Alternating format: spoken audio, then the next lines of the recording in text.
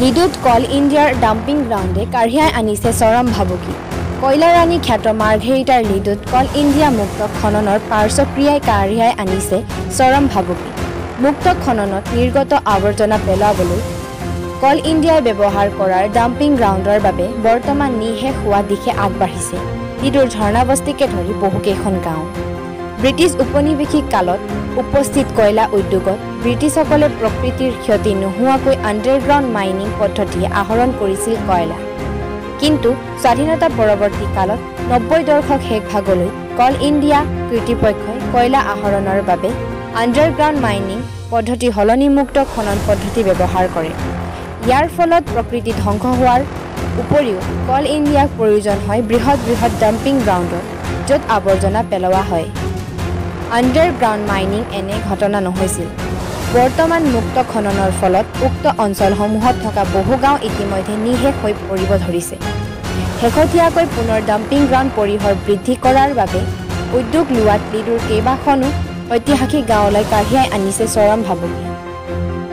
গাঁওকেইখনত বসবাস কৰা সহস্ৰাধিক পৰিয়ালৰ বাসস্থান হেৰুওৱাৰ উপক্ৰম হৈছে।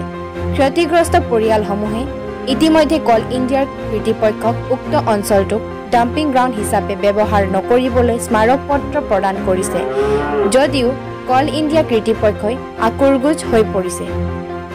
কল ইণ্ডিয়াৰ এই সিদ্ধান্তৰ ফলত নিশ্চিহ্ন হোৱাৰ দিশত আগবাঢ়িছে লিডুৰ ঐতিহাসিক তথা বহু চিৰসেউজীয়া গাঁও।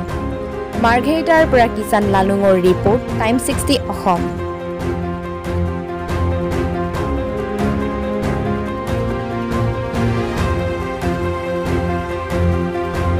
শব্দৰ এটা বাক্যৰ হেৰি হৈছে যে আমাৰ এই এলেকাটোত লিডু গাঁও পঞ্চায়ত এলেকাৰ ৯ নম্বৰ ৱাৰ্ড আৰু লিডু হামুকজান গাঁও পঞ্চায়তৰ এটা ৱাৰ্ড, এই দুটা ৱাৰ্ডত এটা বাক্য হেৰি হৈ গৈছে, ৰঙা ফিটাৰ কল ইণ্ডিয়াৰ ৰঙা ফিটাৰ আতংক। ইয়াত কি হ'ল যে আজি কিছুদিনৰ পৰা ইয়াত ডাম্পিং গ্ৰাউণ্ড এটা কৰিছে। কয়লা খান্দিবলৈ গৈ যি ওপৰৰ মাটিখিনি পেলাব লাগে সেই পেলোৱাৰ জেগা তেওঁলোকে বিচাৰি আহি এই গাঁওখনৰ ওপৰতে পেলাবলৈ আৰম্ভ কৰি দিছে।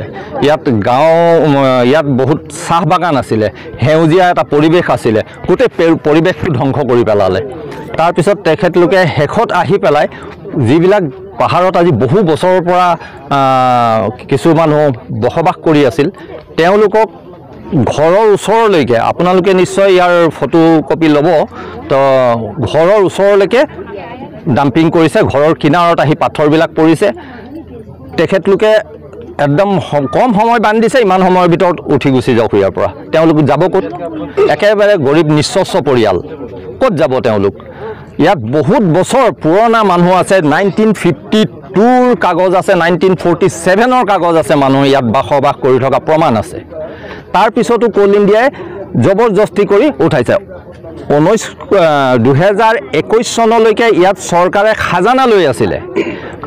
হঠাৎ কি হ'ল নাজানো, তেওঁলোকে চৰকাৰে খাজানা লোৱাটো বন্ধ কৰি দিলে। 21ৰ পৰা একেবাৰে বন্ধ কৰি দিছে। এই এলেকাটোত লিডু হামুকজান গাঁও পঞ্চায়ত, লিডু গাঁও পঞ্চায়ত, দুইটা গাঁও পঞ্চায়তৰ আণ্ডাৰত দুইটা ৱাৰ্ডত বহুত চৰকাৰী কাম আঁচনি, পায়খানাৰ পৰা লৈ ৰাস্তা ঘাটৰ পৰা লৈ ইলেক্ট্ৰিচিটি, অংগনবাদী, সকলো মানে পানী যোগান, সকলো ব্যৱস্থা ইয়াত কৰিছে চৰকাৰে।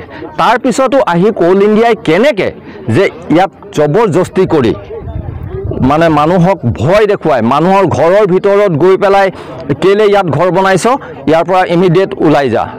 এজন আমাৰ আৰ্মি জোৱান এজনে ঘৰ বনাইছিলে, বহুত বছৰৰ পৰা আছে। তেওঁ নথকাৰ অৱস্থাত তেওঁ ঘৰৰ ভিতৰত মাইকী মানুহক আহি ধমকি দিছে, কেলে ঘৰ বনাইছ ইয়াত, ইয়াৰ পৰা ইমিডিয়েট তহঁতি ঘৰ খালী কৰ। এনেকুৱা এটা আতংকৰ পৰিস্থিতিৰ সৃষ্টি হৈছে। এই বিষয় লৈ আমি চৰকাৰক, মহকুমা প্ৰশাসনক, তাৰপিছত কল ইণ্ডিয়াৰ লগতো আমি আলোচনাত বহিছোঁ, কিন্তু কল ইণ্ডিয়াই কোনো পাত্তা নিদিয়ে। আমি আলোচনাৰ কাৰণে আমাৰ প্ৰতিনিধি যিসকল গৈছিলে তেওঁলোকক অফিচৰ পৰা গতিয়াই উলিয়াইছে, মানে বেয়া শব্দ ব্যৱহাৰ কৰিছে আৰু গেট আউট বুলি কৈ উলিয়াই পঠিয়াইছে। সেইদিনাখন আমি যোৱা সোমবাৰ আছিল, সেইদিনাখন আমি হেৰি কৰিলোঁ, তাত ধৰ্ণা কাৰ্যসূচী কল ইণ্ডিয়াৰ অফিচৰ সন্মুখত কৰিলোঁ তাৰপিছত শেষত গৈ গধূলি 5টা বজাত ৰাতিপুৱা 9টা বজাৰ পৰা গধূলি 5টা বজাত তেওঁ মাফ বিচাৰিবলৈ আহিল তাৰ ধৰ্ণা কাৰ্য তাৰপিছত আমাক এই ক্ষেত্ৰত আমাক সেইদিনাখন প্ৰশাসনক ধন্যবাদ যে SDC মাৰ্ঘেটা থানাৰ IC আৰু অন্যান্য বিষয়ববীয়াসকলে আমাক এই বিষয়ত কিছু সহায় সহযোগিতাও কৰিলে খুব শান্তশিষ্টভাৱেই আমাৰ ধৰ্ণা কাৰ্যসূচীটো সেইদিনাখন ছাকচেছ হ'ল তাৰপিছত আমি এতিয়া আমাক প্ৰশাসনে এটা হেৰি দিছে যে আপোনালোকে আমি মাতিম কোল ইণ্ডিয়া আৰু আমাৰ SDC SDO সকলো মিলি আৰু ঝৰ্ণা বস্তি যিখন কমিটি বনাইছে ইয়াৰ ৰক্ষা কমিটি হিচাপে তো এই কমিটি সকলোলৈ এটা আলোচনাত বহিম বুলি আমাক কথা দিছে এতিয়া পৰৱৰ্তী সময়ত কি হয় আমি নাজানো এতিয়ালৈকে আমি আলোচনাৰ বাবে এতিয়ালৈকে নিমন্ত্ৰণ পোৱা নাই